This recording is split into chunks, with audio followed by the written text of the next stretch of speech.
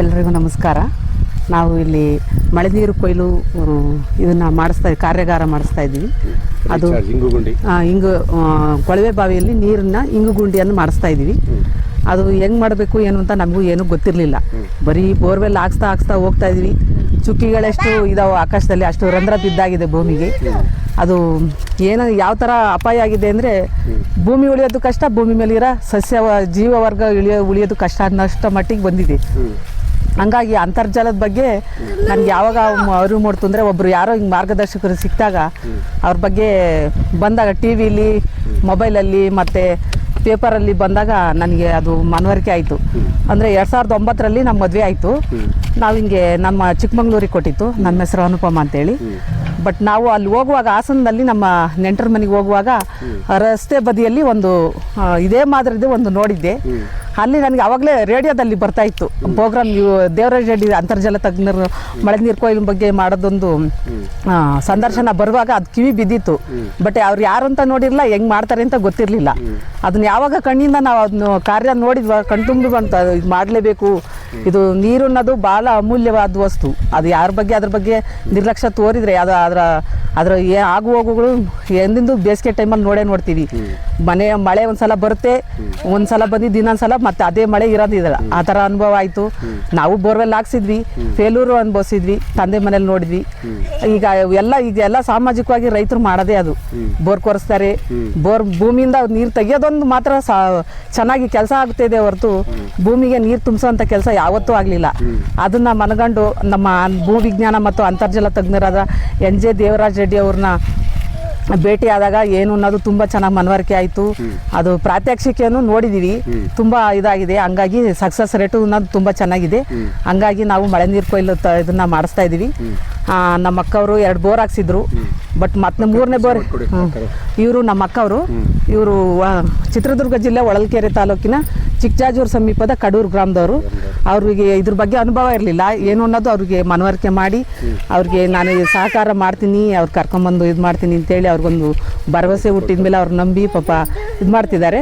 ಹಂಗಾಗಿ ಇವರು ಮಾಡ್ಕೊಳ್ಳಿ ಸರ್. ನಮಸ್ಕಾರ. ನಾನು ಚಂದ್ರಮ್ಮ, ಕಡೂರು, ಹೊಳಲ್ಕೆರೆ ತಾಲೂಕು, ಚಿತ್ರದುರ್ಗ ಜಿಲ್ಲೆ, ಬೀದುರ್ಗ ಹೋಬಳಿ. ಆದರೂ ಕಡೂರು ಗ್ರಾಮದಾಗೆ ನಾವು ಒಂದು ಬೋರ್ ಕೊರೆಸ್ತಲೇ ನನ್ನ ಮಗಳು ಮದುವೆನೇ ಆಗಲ್ಲ ಅಂದರು. ಅದ್ರೋಸ್ಕರ ನಾವು ಒಂದು ಮಗನ ಕಳ್ಕೊಂಡು ತೊಂದರೆಗದೀವಿ, ಇನ್ನೂ ಒಂದು ಕಳ್ಕೋಬಾರ್ದು ಅನ್ನೋದೊಂದು ನೋವಿಗೆ ನಾವು ಇನ್ನೂ ಒಂದು ಬೋರ್ ಕೊರೆಸಿದ್ವಿ. ಅದರಲ್ಲೂ ನೀರಿಲ್ಲ. ಆಮೇಲೆ ಕೊಳವೆ ಬಾವಿ ಅಲ್ಲಿ ಇಲ್ಲಿ ಮುಚ್ಚಬೇಕು ಅಂತ ಆಶ್ವಾಸನೆ ಟಿವಿಗಳಿಗೆಲ್ಲ ತೋರಿಸಿದ್ರೆ ಒಂದು ಮಗು ಸಿಕ್ಕೊಂಡು ಈ ಥರ ಆಗೈತೆ ಅಂತ ಅಂದಾಗ ನಾವು ಮುಚ್ಚಕ್ಕೆ ಮಗಳು ನಾನು ಬಂದ್ವಿ. ಬಂದ ನಂತರ ಒಂದು ಕಲ್ಲು ನನ್ನ ಮಗಳು ಸುಮ್ಮನೆ ಕಕ್ಕವಾಟಕ್ಕೆ ಒಂದು ಕಲ್ಲನ್ನು ಎಸೆದ್ಲು. ಇರೋ ಬೋರಿಗೆ ಮುಚ್ಚಕ್ ಬಂದಂತ ಬೋರಿಗೆ ಒಂದು ಕಲ್ಲನ್ನು ಎಸ್ದಾಗ ನೀರು ಸೌಂಡ್ ಬಂದಾಗ ಆವಾಗ ಮತ್ತೆ ಪುನಃ ಮನೆಗೆ ಹೋಗಿ ಒಂದು ಹಗ್ಗ ಒಂದು ಟಿಪ್ಪನ್ನು ತಂದು ಅದ್ರಲ್ಲಿ ಬಿಟ್ಟಾಗ 40 ಅಡಿ ಬಿಟ್ಟಾಗ ಒಂದು 40 ಅಡಿ ಕೆಳಗೆ ನೀರು ಸಲ್ಲಿಸ್ತು. ಅದಕ್ಕೆ ಹಂಗಂದಾಗ ನಾವು ಆದ್ರೂ ಅಕ್ಕಪಕ್ಕ ಇದ್ದಾರನ್ನ ಕರೆದು ತೋರಿಸಿದಾಗ ನೀವು ಒಂದು ಪ್ಲಾಸ್ಟಿಕ್ ಇದನ್ನ ಕೇಸಿಂಗ್ ಆದ್ರೂ ತಂದು ತುಳ್ಕಂದ್ರೆ ನಿಮಗೆ ಇರೋ 40 ಗಿಡಕ್ಕಾದ್ರೂ ನೀರಾಗುತ್ತೆ ಅಂತಂದೇಳಿ ನಾವು ಇದು ಮಾಡಿದ. ಅದಕ್ಕೆ ಹಂಗೆ ಮಾಡಿದಾಗ ನಾವು ತಂದ ಮತ್ತೆ ಪುನಃ ತುಳ್ಕೊಂಡ್ವಿ. ತುಳ್ಕೊಂಡ ನಂತರ ಕೇಸಿಂಗ್ ಪೈಪ್ ಹಾಕಿದ ನಂತರ ಬರ್ತಾ ಒಂದು ಅರ್ಧ ಗಂಟೆ ಬಂತು. ಬರ್ತಾ 1 ಗಂಟೆ ಬಂತು. 1 ಗಂಟೆ ಬಂದದ ನಂತರ 1:15 ಗಂಟೆಗೆ ಬಂತು. ಮತ್ತೆ ಮಳೆ ಸ್ವಲ್ಪ ಜಾಸ್ತಿ ಆದ ನಂತರ 2 ಗಂಟೆಗೆ ಬಂದು ನಿಂತ ನಂತರ ಅದಕ್ಕೆ ಅಕ್ಕಪಕ್ಕ ಬಂದರು ಇದರಲ್ಲಿ 500 ಗಿಡನಾದ್ರೂ ಸಾಕು, ಮಗನ್ ಕಳ್ಕೊಂಡಿದ್ಯಾ, ಮಗನ್ ಬದ್ಲಿ ಇವೇ ನಿನಿ ಮಗ ಅಂತ ನಮಗೆ ರೈತರು ನಮ್ಗೆ ಆಶ್ವಾಸನೆ ಕೊಟ್ರು.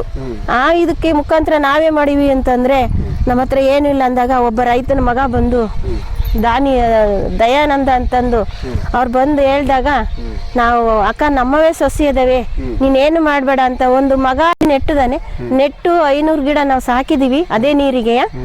ಇವಾಗ ಕಡಿಮೆ ಆಗೈತಿ. ಹೋದನೇ ವರ್ಷ ಮಳೆ ಕಮ್ಮಿ ಆಗಿರೋ ನಂತರ ನೀರು ಕಮ್ಮಿ ಆಗಿ ಸೊಸೆಗಳು ಬತ್ತಿದಾವೆ.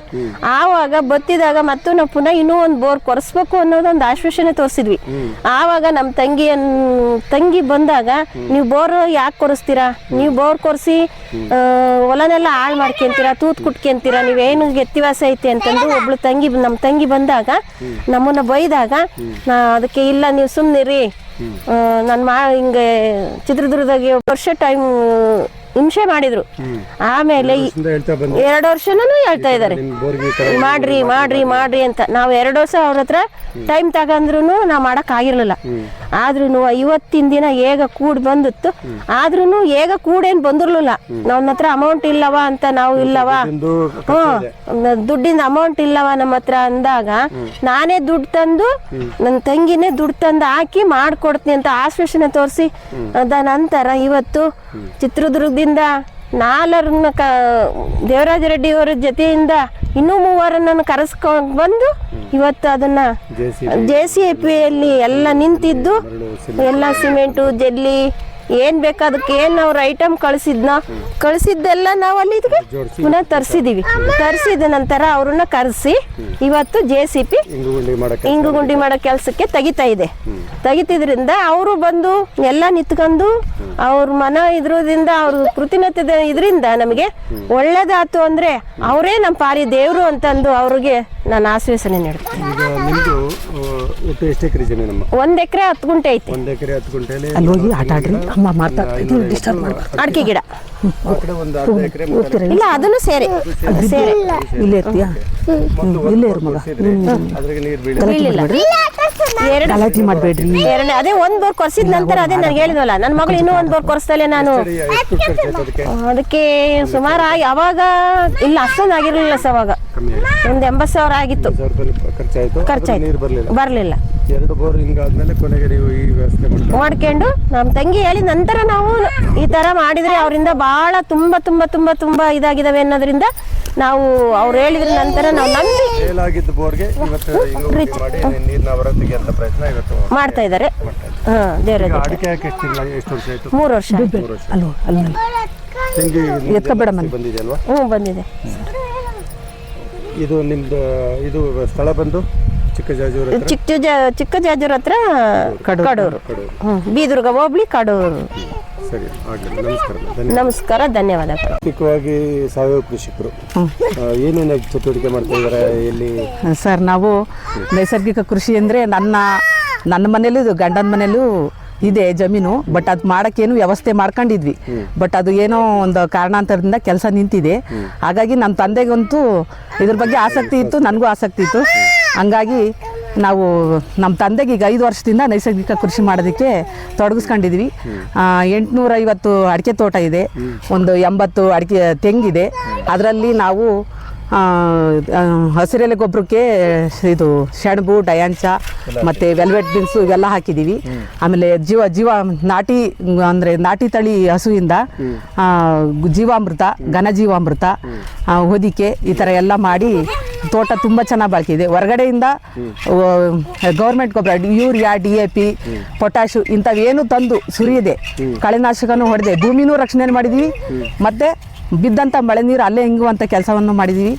ಆಮೇಲೆ ನಾವು ತೀರಾ ಬೋರು ಅನಿವಾರ್ಯ ಕೊರೆಸಲೇಬೇಕು ಅಂತಂದರೆ ಇಂಥ ಅಂತರ್ಜಲ ತಜ್ಞರನ್ನು ಭೇಟಿ ಮಾಡಿ ಅದನ್ನು ನೀವು ಇದು ಮಾಡ್ಕೋಬೇಕು ಅನ್ನೋದಂದೇ ನನ್ನಿದ್ರು. ಆದರೆ ಯಾವುದೂ ಇದಿಲ್ದಲೆ ತೆಂಗಿನಕಾಯಿ ಕಡ್ಡಿ ಅಂತ ಹೋಗಿ ಹಾಳಾಗಬೇಡಿ, ಇರೋ ಹಣನೂ ಹಾಳು ಮಾಡ್ಕೋಬೇಡಿ ಅನ್ನೋದೊಂದು ಇದು. ಆಮೇಲೆ ಭೂಮಿಗೆ ನೀರು ತುಂಬಿಸುವುದು, ಬರೀ ನೀರತ್ತ ಕೆಲಸವನ್ನು ಮಾಡ್ತಾ ಹೋಗಿ ಭೂಮಿಲೇ ನೀರಿಲ್ದಾಗಿದೆ. ಈಗ ನಮ್ಮ ಕಾಲಕ್ಕೇನೆ ಇಷ್ಟು ಇದೆ, ಮಕ್ಳ ಕಾಲಕ್ಕೂ ಇರಲ್ಲ, ಆಮೇಲೆ ಮೊಮ್ಮಕ್ಳ ಕಾಲಕ್ಕಂತೂ ನೀರೇ ಇರಲ್ಲ. ನಾವೇನು ಬಿಟ್ಟೋಗ್ತೀವಿ ಅವರಿಗೆ? ಬಿಟ್ಟೋಗೋದೊಂದು ಪ್ರಕೃತಿ ಮಾತೆ ಕೊಟ್ಟಂಥ ನೀರು, ಗಾಳಿ, ಬೆಳಕು ಅದು ಶುದ್ಧವಾಗಿರಬೇಕು, ಅದನ್ನು ಉಳಿಸ್ಕೊಟ್ಟು ಹೋಗ್ಬೇಕು ಮುಂದಿನ ಪೀಳಿಗೆಗೆ ಅನ್ನೋದೊಂದು ಮನವರಿಕೆ. ಹಂಗಾಗಿ ಇದು ಪ್ರಕೃತಿಗೂ ಒಳ್ಳೇದಾಗಬೇಕು, ನಮ್ಮ ಬಾಳ್ತಕ್ಕಂಥ ಜೀವರಾಶಿಗೂ ಒಳ್ಳೇದಾಗಬೇಕು, ಜನರಿಗೂ ಒಳ್ಳೇದಾಗಬೇಕು ಅಂತ ಒಂದು ಹೇಳ್ತಾ ಅಂತರ್ಜಲ ಹೆಚ್ಚಿಸಿ, ಮಳೆ ನೀರು ಕೊಯ್ಲು ಮಾಡಿ ಅಂತರ್ಜಲ ಹೆಚ್ಚಿಸಿ, ಬೋರ್ವೆಲ್ಲು ಕೊರೆಯೋದೊಂದು ಸ್ವಲ್ಪ ಏನು ಅದು ನಿಲ್ಲಿಸ್ಬೇಕು. ಇರೋ ಬೋರ್ಗೆ ಜೀವ ಕೊಡ್ತಾ ಹೋಗ್ತದೆ, ಅದೊಂದೇ ನಮ್ಮ ಮನವರಿಕೆ ಸರ್. ಎಲ್ಲ ರೈತ ಬಂದವ್ರಿಗೂ ಕೇಳ್ಕೊಳ್ಳೋದಿಷ್ಟೇ, ನನ್ನ ಕಡೆಯಿಂದ ಒಂದು ಮನವಿ. ಯಾಕೆ ಅಂದರೆ ನಾವು ಕೆಮಿಕಲ್ ಉಪಯೋಗಿಸ್ತೀವಿ, ಆದಂಥ ಬಿದ್ದಂಥ ಮಳೆ ನೀರು ಆ ವಿಷ ನೀರು ಭೂಮಿ ತಾಯಿ ಒಡಲು ಸೇರ್ತಾ ಇದೆ. ಹಂಗಾಗಿ ನಾವು ಕುಡಿಯೋ ನೀರು ಕೂಡ ವಿಷ ಆಗಿದೆ. ಮನುಷ್ಯ ಎಲ್ಲಿಂದ್ರಲ್ಲಿ ಓದೋದಿಲ್ಲ, ಯಾವ ಪ್ರಾಣಿಯಿಂದನೂ ಈ ವಾತಾವರಣ ಕಲುಷಿತ ಆಗ್ತಿಲ್ಲ, ಮನುಷ್ಯನಿಂದ ಮಾತ್ರ ಅದು ಕಲುಷಿತ ಆಗ್ತಿರೋದು. ಹಂಗಾಗಿ ಅದರ ಸ್ವಚ್ಛತೆ ಮತ್ತು ಅದನ್ನು ಕಾಪಾಡೋದು ಕೂಡ ಮನುಷ್ಯನ ಜವಾಬ್ದಾರಿಯಾಗಿದೆ. ಅದು ಹಕ್ಕು ಕೂಡ, ಅದು ನಾವು ಪಾಲಿಸಲೇಬೇಕು. ಏಕೆಂದರೆ ಈಗಿನ ಪೀಳಿಗೆಗೆ ನಾವೇನೋ ನೀರು ಕುಡಿದು ಬಿಡ್ತೀವಿ, ಆದರೆ ನಮ್ಮ ಮಕ್ಕಳು ಮತ್ತು ಮೊಮ್ಮಕ್ಕಳ ಕಾಲಕ್ಕೆ ಅವರಿಗೆ ನೀರು ಉಳಿಸಿ ಹೋಗ್ಬೇಕು ಅನ್ನೋದೊಂದು ಮಹದಾಸೆ, ಅದು ಒಂದು ಗುರಿ ನಮ್ಮದು. ಆದರೆ ಹಾಗಾಗಿ ರೈತರಿಗೆ ನಾವು ಹೇಳೋದಿಷ್ಟೇ, ಬೋರ್ವೆಲ್ ಅಂತೇಳಿ ಕೊಳವೆ ಬಾವಿ ಅಂತ ಪದೇ ಪದೇ ಕೊಳವೆ ಬಾವಿ ಕೊರ್ಸಕ್ಕೆ ಹೋಗಬೇಡಿ. ಇರೋ ಬೋರ್ ಕೊರ್ಸಿದ್ರು ಕೂಡ ಫೇಲ್ ಆಗಿದ್ರು ಕೂಡ ಹೆದರಾಗತ್ತೆ ಇಲ್ಲ. ಅದಕ್ಕೆ NJ ದೇವರಾಜ ರೆಡ್ಡಿ ಅಂತರ್ಜಲ ತಜ್ಞರು ಇದ್ದಾರೆ, ಅವ್ರ ಮುಖಾಂತರ ಈ ಥರ ಮಾಡ್ಕೊಂಡ್ರೆ ನಾವು ನೀರು ಬಿದ್ದಂಥ ಮಳೆ ನೀರನ್ನು ಒಂದು ಹನಿನೂ ವೇಸ್ಟ್ ಮಾಡ್ದಂಗೆ ನಮ್ಮ ಕೊಳವೆ ಬಾವಿಗೆ ಹಿಂಗಿಸಿ, ಮತ್ತು ಕಡಿಮೆ ನೀರು ಬಿದ್ದರೂ ಕೂಡ ಚಿಂತೆ ಇಲ್ಲ. ಹಾಗಾಗಿ ನೀರನ್ನು ಈ ಥರ ಉಪಯೋಗಿಸ್ಕೋಬೇಕು, ನೀರನ್ನು ಹಾಳು ಮಾಡಬಾರ್ದು. ನೀರಿಲ್ಲ ಅಂದರೆ ಈ ಭೂಮಿ ಮೇಲೆ ಎಲ್ಲದೂ ನಶ್ವರ. ಆದರೆ ನಾವು ಭೂಮಿಲಿ ನೀರು ಎಷ್ಟು ಉಳಿತಾಯ ಮಾಡ್ತೀವೋ ಇಡೀ ನಾವು ಪ್ರಕೃತಿ ಕೊಡೋವಂಥದ್ದು ಒಂದು ದೊಡ್ಡ ಕೊಡುಗೆ ಅಂತ ಹೇಳ್ಬೋದು. ಅದು ನಮ್ಮ ಚಿತ್ರದುರ್ಗ ಜಿಲ್ಲೆಯಲ್ಲಿ ದೇವರಾಜ ರೆಡ್ಡಿ ಅಂತ ವ್ಯಕ್ತಿ ಸಿಕ್ಕಿರೋದು ನಮ್ಮೆಲ್ಲರ ಪುಣ್ಯ. ಅಂದರೆ ಎಂಥ ಮಹದಾಸೆ ಇಟ್ಕೊಂಡು ಅವರು ಇವತ್ತು ಎಂಥ ಕಾರ್ಯ ಮಾಡಿದ್ದಾರೆ ಅಂದರೆ ಅವ್ರಿಗೆ ಅಂತಾರಾಷ್ಟ್ರೀಯ ಪ್ರಶಸ್ತಿ ಕೂಡ ಬಂದಿದೆ. ಅಂಥವ್ರನ್ನ ನಾವು ಪಡೆದಂಥ ನಾವೆಲ್ಲರೂ ಕೂಡ ನಾವು ಅಂಥ ಇವತ್ತು ನಮ್ಮ ಮನೆಗೆ ನಮ್ಮ ಜಮೀನಿಗೆ ಬಂದು ಅವ್ರನ್ನ ಕರ್ಕೊಂಬಂದು ಈ ಥರ ಕಾರ್ಯ ಮಾಡಿಸ್ತಿದ್ದೀವಲ್ಲ, ಅದೊಂದು ನಮಗೆ ಪುಣ್ಯದ ಕೆಲಸ ಅಂತಲೇ ಹೇಳಬೇಕು. ಮಳೆ ನೀರು ತುಂಬ ಶ್ರೇಷ್ಠವಾದ ನೀರು, ಅದನ್ನು ಭೂಮಿಗೆ ಹಿಂಗ್ಸೋಂಥ ಕೆಲಸ ನಾವೆಲ್ಲರೂ ಕೈ ಜೋಡಿಸಿ ಮಾಡಿಸಿ ಇವತ್ತು ದಿನ ಉಮಾಪತಿ ಮತ್ತು ಚಂದ್ರಮ್ಮ ಅನ್ನೋರ ಜಮೀನಲ್ಲಿ ಮಾಡಿಸಿದ್ದೀವಿ. ಅದೊಂದು ಇದಕ್ಕೆ ನಾನು ತುಂಬ ಅಭಿಮಾನದಿಂದ ವಂದನೆ ಹೇಳ್ತೀವಿ ಸರ್. ಸರ್ ನಮಸ್ತೆ. ನಾವು ನಿಮ್ಮನ್ನು ಭೇಟಿಯಾಗಿದ್ದು ನಮ್ಮ ಕಡೂರು ಹೊಳಲ್ಕೆರೆ ತಾಲೂಕು ಬೀದರ್ ಹೋಬಳಿ ಕಡೂರು ಗ್ರಾಮದಲ್ಲಿ ಸರ್ವೆ ನಂಬರ್ 84ರಲ್ಲಿ 1 ಎಕರೆ 10 ಗುಂಟೆ ಜಮೀನಿದ್ದು ಅದರಲ್ಲಿ 500 ತೆಂಗಿನ ಗಿಡ 500 ಅಡಿಕೆ ಗಿಡ 40 ತೆಂಗಿನ ಮರಗಳು ಇದ್ದವು. ನಾವು ಸುಮಾರು 2 ಬೋರು ಕೊರೆಸಿದ್ವಿ. 900-1000 ಅಡಿವರೆಗೂ ಕೊರೆಸಿದ್ರು. ನಮಗೆ 1 ಗಂಟೆ ಮಾತ್ರ ಒಂದು ನೀರು ಬರ್ತಿತ್ತು. ಯಾರೋ ಈಗ ಚಿತ್ರದಲ್ಲಿ ದೇವರಾಜ ರೆಡ್ಡಿ ಅವರು ಕೊಯ್ಲು ಇದು ಮಾಡ್ತಾ ಇದ್ದಾರೆ, ಅವರಿನ್ನು ಕೃಷಿ ಇದು ಮಾಡ್ತಾ ಇದ್ದಾರೆ, ಅವರಿಂದ ಮಾಡಿಸ್ರಿ ನಿಮ್ಗೆ ಅನುಕೂಲ ಆಗುತ್ತೆ ಅಂದರು. ನಾವು ಮಾಡಿಸಿದ್ದಾಗೆಲ್ಲ ಹೋಗಿ ಕೇಳಿದ್ವಿ, ಇಲ್ಲ ನಾವು ಮಾಡಿಸ್ಕೊಟ್ಟದ್ದು ಅವರಿಂದ ನಮಗೆ ಭಾಳ ಉಪಯೋಗ ಆಗೈತಿ, ನಮ್ಮ 1000 ಗಿಡದವರೆಗೂ ಕಟ್ತಾ ಇದ್ದೀವಿ, ನಮಗೆ ಭಾಳ ಅನುಭವ ಆಗಿದೆ, ಅವರು ಒಳ್ಳೆ ಇಂಜಿನಿಯರು, ಅವ್ರನ್ನ ಬರಮಾಡಿಕೊಂಡು ನೀವು ಮಾಡಿಸ್ಕೊಡ್ರಿ ನಿಮ್ಗೆ ಅನುಕೂಲ ಆಗುತ್ತೆ ಅಂತ ಹೇಳಿದರು. ಆದ್ದರಿಂದ ನಾವು ಅವ್ರನ್ನ ಭೇಟಿಯಾಗಿ ಇವತ್ತು 29ನೇ ತಾರೀಕು ಅವ್ರನ್ನ ಮೊನ್ನೆ 16ನೇ ತಾರೀಕು ಪರಿಶೀಲನೆ ಮಾಡಿ 29ನೇ ತಾರೀಕು ನಮಗೆ ಅದನ್ನ ಕೆಲಸ ಕಾರ್ಯಗತಗೊಳಿಸಿಕೊಡ್ಸ ನಾವು ಇದು ಬರುತ್ತೆ ಅಂದ್ವಿ. ಅವ್ರ ಆಶೀರ್ವಾದದಿಂದ ಮತ್ತು ಇದು ನೀರು ನಮಗೆ ಕೊಯ್ಲು ಒಳ್ಳೆಯದಾಗಿ ಬರಲಿ ಅಂತಂದು ನಾವು ಕರ್ನಾಟಕ ಸರ್ಕಾರಕ್ಕೂ ಮತ್ತು ನಮ್ಮ ದೇವರಾಜ ರೆಡ್ಡಿ ಸಿಬ್ಬಂದಿಗೂ ಮತ್ತು ದೇವರಾಜ ರೆಡ್ಡಿ ಇವರಿಗೂ ನಾವು ಕೃತಜ್ಞತೆಗಳನ್ನು ನಮ್ಮ ಗ್ರಾಮದ ಪರವಾಗಿ ಹೊಲದ ಪರವಾಗಿ ನಾವು ಸಲ್ಲಿಸುತ್ತೆ. ನಮ್ಮ ಹೆಸರು KC ತಿಪ್ಪೇಸ್ವಾಮಿ, ಕಡೂರು ಹೊಳಲ್ಕೆರೆ ತಾಲೂಕು. ನಿಮಗೆ ಗೊತ್ತಿರದಂಗೆ ಇಲ್ಲಿ ಒಬ್ಬರು ಮಾಸ್ಟರ್ ಹೆಸರು ಹೇಳಿದ್ವಿ, ನಿಜಲಿಂಗಪ್ಪ ಅಂತ ಮಾಸ್ಟ್ರು ಕಾಳಗಟ್ಟ ಅವರು ಭಾಳ ಶೆಡ್ಡು ಗಿಡ್ಡು ಎಲ್ಲ ಮಾಡ್ತಾರೆ. ಅವರು ಸಹ ನಾವು ಭೇಟಿಯಾದ್ವಿ. ಹಿಂಗೆ ದೇವರಾಜ ರೆಡ್ಡಿ ಅವರು ಭಾಳ ಚೆನ್ನಾಗಿ ಮಾಡ್ತಾರೆ ಅಣ್ಣ ಮಾಡಿಸ್ರಿ ಅಂದರು. ಆಮೇಲೆ ಇಲ್ಲಿ ಸುತ್ತಲೂ ಕೊಡಗಳ್ಳಿಯಲ್ಲಿ ಮಾಡಿಸಿದ್ರು, ಅಲ್ಲಿ ಮಾಡಿಸಿದ್ವಿ. ಆಮೇಲೆ ಅರ್ಬನ್ ಸ್ಕೂಲ್ ದಾವಣಗೆರೆ ಅವರು ಭಾಳ ಇಲ್ಲಿ 15 ಎಕರೆ ಬೌಂಡ್ರಿ ಇತ್ತು, ಅವ್ರಿಗೂ ನೀರು ಸಿಗೋದು ಕಷ್ಟ ಇತ್ತು. ನಮ್ಮ ಚಿಕ್ಕಜಾಜೂರು ಮತ್ತು ಕಡೂರು ಮಧ್ಯಭಾಗದಲ್ಲಿ ನಾವೇ ಖುದ್ದಮ್ಮ ನೋಡಿವಿ, ಅದನ್ನ ಫಾಲೋ ಮಾಡಿದ್ದೀವಿ. ಅದಕ್ಕೋಸ್ಕರ ಅವ್ರನ್ನೂ ಸಹ ಕೇಳಿದ್ವಿ, ಒಳ್ಳೇದಾಗುತ್ತೆ ನೀವು ಮಾಡಿಸ್ರಿ ಅಂದಾಗ ನಾವು ಇಂಜಿನಿಯರ್ ದೇವರಾಜ ರೆಡ್ಡಿ ತಜ್ಞರನ್ನ ಭೇಟಿ ಮಾಡಿ ನಾವು ಸಹ ಮಾಡಿಸ್ಕೊಳ್ಳೋಕ್ಕೆ ಅನುಕೂಲ ಮಾಡಿಕೊಡ್ತಾ ಇದ್ದಾರೆ. ಥ್ಯಾಂಕ್ ಯು, ಧನ್ಯವಾದ, ನಮಸ್ಕಾರ.